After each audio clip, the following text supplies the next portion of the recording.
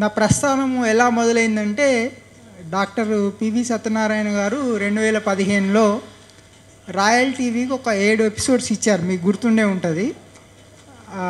అయితే keto diet పైన 2015లో royal టీవీకి డాక్టర్ సత్యనారాయణ గారు ఇచ్చిన 7 ఎపిసోడ్స్ చూసి నేను నోట్స్ రాసుకున్నాను.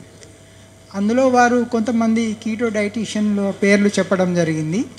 ఆ డైటీషియన్ల పేరు రాసుకొని వాళ్ళ బుక్స్ డౌన్లోడ్ చేసుకొని చదవటము, అట్లా నాకు లో ఇమ్యూనిటీ వల్ల రకరకాల ఆటో ఇమ్యూనల్ డిసీజెస్ ఉండేవి. కొద్దిగా 40 ఏళ్ళ తర్వాత బీపీ వచ్చింది, షుగర్ వచ్చింది, మోకాలు నొప్పులు ఉండేవి. ఇవన్నీ కొంచెం వర్క్ స్ట్రెస్ ఉండేది, బ్రెయిన్ రిలేటెడ్ ఇష్యూస్ ఉండేవి, మతిమరుపు, ఇవన్నీ ప్రాబ్లమ్స్ వచ్చినప్పుడు మనకి బాడీలో కార్బోహైడ్రేట్స్ తగ్గిస్తే మనకి హెల్త్ ఇంప్రూవ్ అవుతుంది అనేది అట్లా తెలిసింది. నేను దాని మీద బాగా స్టడీ చేయడం వల్ల ఆ సబ్జెక్టు ఒక డాక్టర్కి రావాల్సినంత సబ్జెక్టు నాకు వచ్చింది. అట్లాగే కొన్ని డైటీషియన్ కోర్సెస్ కూడా చేయడం జరిగింది. నేను మల్టిపుల్ టాలెంటెడ్ అండి. అంటే నేను లా చేశాను, సిఏ చదివాను, చార్టెడ్ అకౌంటెంట్ని, డైటీషియన్ని, నాకు జాతక పట్టికలు రాయడం వచ్చి, ఇట్లా రకరకాల ఎక్స్పీరియన్సెస్ ఉన్నాయి, నాలెడ్జ్ ఉంది. అయితే బహుశా భారతదేశంలో కీటో డైట్ మీద చాలా తక్కువ మంది ఉన్నారు. డాక్టర్ సత్యనారాయణ గారు లాంటి వాళ్ళు వెరీ రే, బహుశా 10 మందో 15 మందో ఉంటిలో అందులో నేను ఒక్కడిని అనమాట. అయితే ఎగ్స్ తింటే మంచిది అని చెప్పారు, కానీ దాన్ని చెప్పేవాళ్ళే కానీ నమ్మిన వాళ్ళు ఎవరైనా ఉన్నారా అంటే అది నేను ఒక్కడినే నమ్మాను అనమాట. ఎందుకు అంటే మనకి ఫుడ్ మెయిన్గా పిండి పదార్థం, అంటే కార్బోహైడ్రేట్స్ అంటే షుగర్ అనమాట. ప్రోటీన్ అంటే మనకి అందులో సగం గ్లూకోజ్ తయారవుతుంది, సగము అమినో యాసిడ్స్ వస్తాయి. తర్వాత ఫ్యాట్స్ అంటాం, ఫ్యాట్స్ అంటే ఫ్యాటీ యాసిడ్స్ అన్నమాట. మనకి మనిషి జీవించడానికి కార్బోహైడ్రేట్స్ అసలు అవసరం లేదు, అంటే మనకు షుగర్ అక్కర్లేదు.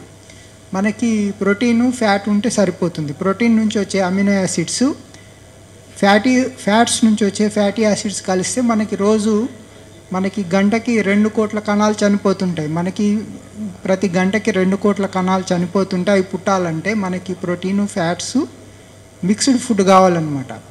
ఈ కార్బోహైడ్రేట్స్ ఏంటంటే వేస్టేజ్ అనమాట. మనము ప్రోటీన్ ఫ్యాట్స్ తింటూ కార్బోహైడ్రేట్స్ తింటే ఈ కొత్త కణాలు, కొత్త శరీరము, కొత్త రక్తము ఇట్లాంటివి ఏర్పడకుండా అది అడ్డుకుంటుందన్నమాట. మనకి షుగర్ వస్తుంది, కేవలం షుగర్ మనకి అవసరం లేదు. సో ఇది మనము ఆథెంటికేటెడ్గా మనకి ఇంగ్లీష్ లిటరేచర్ చాలా ఉంది, అది చదువుకున్నప్పుడు మనకి భయం అనేది ఉండదన్నమాట. ఇప్పుడు అట్లాగే క్యాలరీస్ పరంగా చూసుకున్నప్పుడు మనము ఒక గుడ్డు 50 గ్రాములు ఉంటుంది. 50 గ్రాముల్లో మనకు కేవలము 75 క్యాలరీస్ ఉంటాయి, షుగర్ 0 అనమాట. అదే ఒక 50 గ్రాముల ఇడ్లీ తీసుకుంటే అందులో దాదాపు 200 షుగర్ క్యాలరీస్ వస్తాయి అన్నమాట. దానివల్ల మనకి మెల్లిగా బరువు పెరగడం స్టార్ట్ అవుతుంది. దాని నుంచి రకరకాల ఇష్యూస్ వస్తాయి. మనం బరువు పెరిగినా కొద్దీ మనకి రకరకాల జబ్బులు వస్తాయి. క్యాన్సర్కి ప్రధాన కారణము జెనెటికల్ అని చాలామంది అనుకుంటారు, కానీ డాక్టర్ జాసన్ ఫంగ్ ఏమన్నాడంటే 5 కిలోల నుంచి 10 కిలోలు బరువు పెరిగితే మనకి బాడీలో క్యాన్సర్ సెల్స్ యాక్టివేట్ అవుతాయి. ఇట్లాంటి చాలా ఇష్యూస్ ఉన్నాయి. అయితే నేను అందరికీ నాకు సంబంధించి ఒక పేపర్ ఇవ్వడం జరిగింది. దాంట్లో నా ఈమెయిల్ ఐడి ఉంది, తర్వాత నా ఫోన్ నెంబర్ కూడా ఉంది. కాబట్టి నేను ఎవరైనా డౌట్స్ ఉన్న వాళ్ళు నాకు తర్వాత కూడా కాల్ చేయొచ్చు. మెయిన్గా అంటే 7 సంవత్సరాలుగా నేను అన్నం తినలేదు, గత 7 ఏళ్ళుగా అన్నం తినలేదు. ఇడ్లీ, వడ, పూరి లేదా ఇతరత్ర దోశలు, అవన్నీ పూరీలు, అది కాకుండా ఇంకా స్వీట్స్ ఉంటాయి.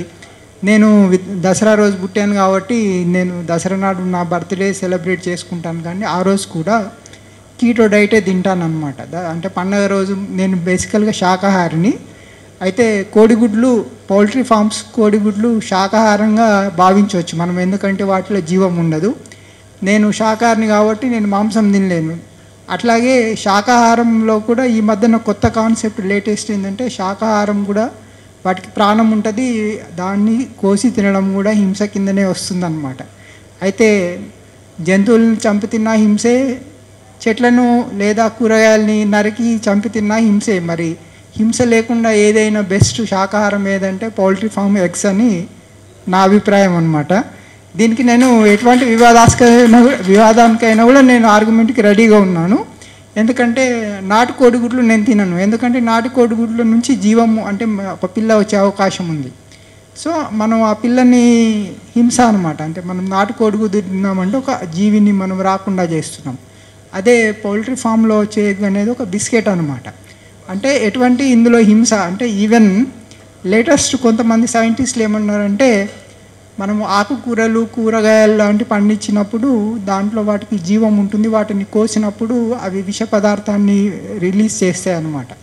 అంటే మన కూరగాయలు ఈ పెస్టిసైడ్స్ ఇవి కాకుండా వాళ్ళు ఆటోమేటిక్గా మనం వాటిని కోసే ప్రయత్నం చేసినప్పుడు అవి రక్షణ కోసం మనల్ని చంపడానికి కోసం ఒక విషయాన్ని వెదజల్లుతాయి అన్నమాట. అంటే అక్కడ హింస ఉంది. సో ఇది ఇంత మంచి పౌల్ట్రీ ఎగ్ ఒక వెజిటేరియన్ ఒక బిస్కెట్ లాంటి జీరో కార్బు, పైగా కేవలం కోడిగుడ్డుతో ఒక ఆరోగ్యం మాత్రమే కాదండి, అందం కూడా వస్తుంది. ఇప్పుడు నన్ను చాలామంది ఇంత అందంగా ఉన్నావు, జుట్టు బాగుంది, 52 ఏళ్ళు, స్కిన్ ఇట్లా బాగుంది అని కొంతమంది ముట్టుకొని చూస్తుంటారు నన్ను.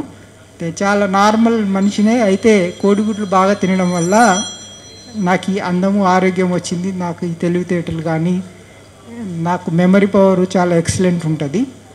సో అట్లా రకరకాలు అన్నీ జస్ట్ కోడిగుడ్డు తింటే చాలా సమస్యలు తగ్గిపోతాయి. ఏదన్నా ఉంటే మీరు నన్ను తర్వాత కాంటాక్ట్ చేయొచ్చు. Thank you.